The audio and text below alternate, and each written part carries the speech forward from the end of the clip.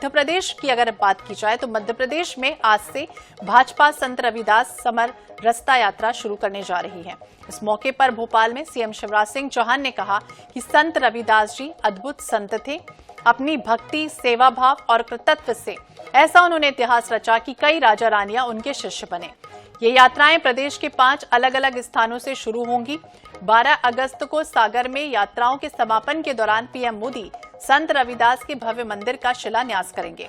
CM Shivraj Singh Chauhan ने लाडली बहना योजना में बदलाव को लेकर भी जानकारियां दी हैं। तो मध्य प्रदेश में आज से भाजपा संत रविदास समरसता यात्रा शुरू करने जा रही है। इस यात्रा में संत रविदास जी का चित्र, पादुका, कलश रहेगी, उनका पूजन भी होगा।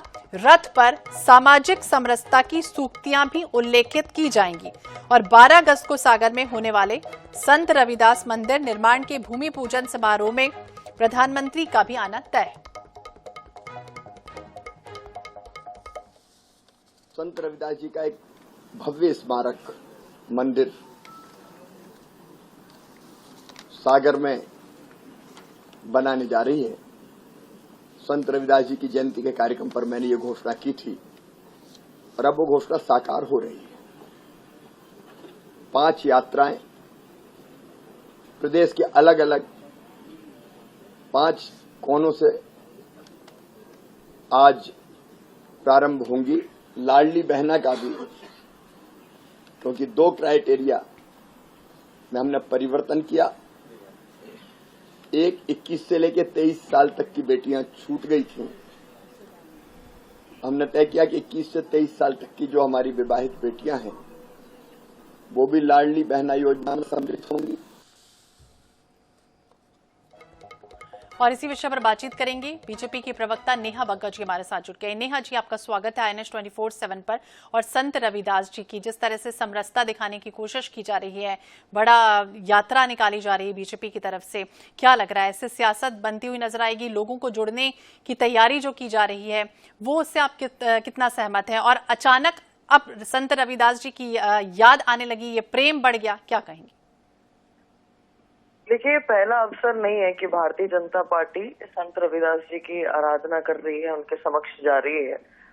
ऐसा हर बार होता है, ऐसा प्रतिदिन होता है और मुझे लगता है कि ये ऐतिहासिक है कि माननीय मुख्यमंत्री जी ने एक ऐसा निर्णय लिया है जिसमें संत रविदास जी की 100 करोड़ की लागत से एक भव्य प्रतिमा बन रही है। और सामाजिक समरसता के जिस मूल मंत्र को भारतीय जनता पार्टी लेकर चलती है अपने विचारों के साथ में, ये उद्देश्य उसका उतना ही है, क्योंकि सामाजिक न्याय और सामाजिक समरसता भारतीय जनता पार्टी के लिए प्राथमिकता है। और मुझे लगता है कि हर चीज चुनाव से जोड़कर नहीं देखी जा सकती। ये निर्णय काफी पहले हो चुका था। उस समय चुनाव जो अब इतने नजदीक है, उस समय कोई चुनाव की बात नहीं थी। तो जिस प्रकार का परिप्रेक्ष्य कांग्रेस ने बना दिया है कि चुनाव से पहले वचन पत्र में अनेक योजनाएं ले आई और आने के बाद सरकार में सब भूल जाइए, ये भारतीय जनता पार्टी का चरित्र नहीं है। और ये यात्राएं निकाली जा रही हैं, सभी जगह से निकाली जाएंगी। इसमें लोग जो हैं वो स्वयं अपनी भावनाओं के साथ, अपनी श्रद्धा के साथ जुड़ेंगे और निश्चित तौर पर। ठीक है। मीडिया उपाध्यक्ष संगीता शर्मा जी भी हमारे साथ जुड़ गए हैं कांग्रेस की। स्वागत है आपका संगीता जी INS 24/7 पर। और संत रविदास जी के लिए कहा जाता है कि महान संत हैं, विचारों से नहीं, जन्म से नहीं, व्यवसाय के आधार पर व्यक्ति महान नहीं होता, लेकिन जिस तरह से उनकी विचारधारा रही है उसे लेकर आज भी उन्हें याद किया जाता है। तकलीफ क्या है कांग्रेस को अगर इस तरह से संत रविदास की यात्रा बीजेपी निकालने की कोशिश कर रही है? हमें कोई तकलीफ नहीं है और ना हमने कोई आपत्ति जाहिर की है इस पर। हमने तो सिर्फ इतना कहा है कि बड़े महापुरुषों के नाम का इस्तेमाल भारतीय जनता पार्टी चुनाव के वक्त क्यों करती है? क्यों इन्हें दलित भाई याद आ जाते हैं चुनाव के वक्त? क्यों इन्हें महिलाएं याद आ जाती है? क्यों किसान याद आ जाते हैं?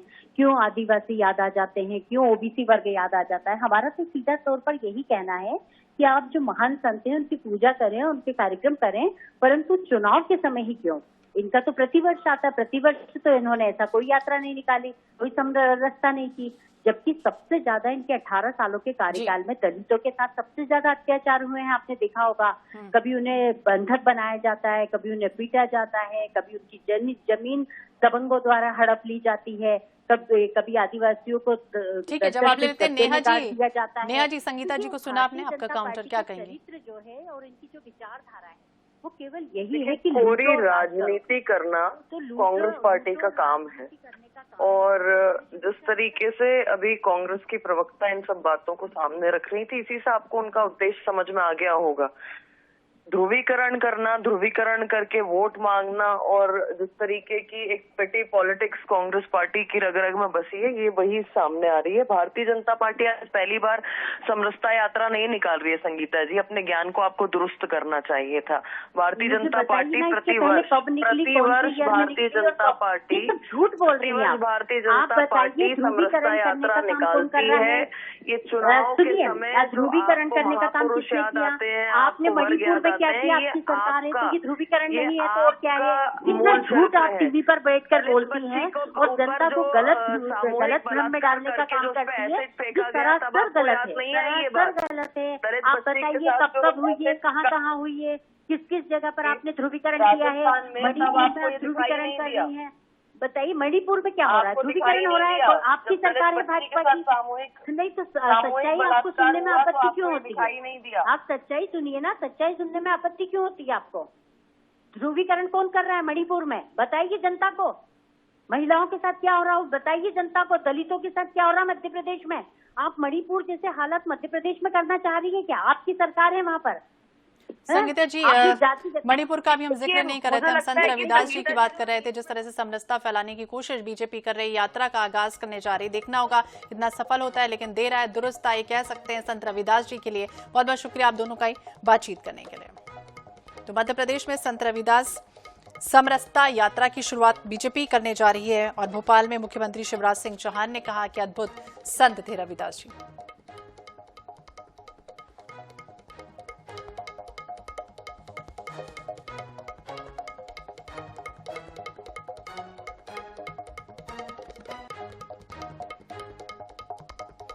और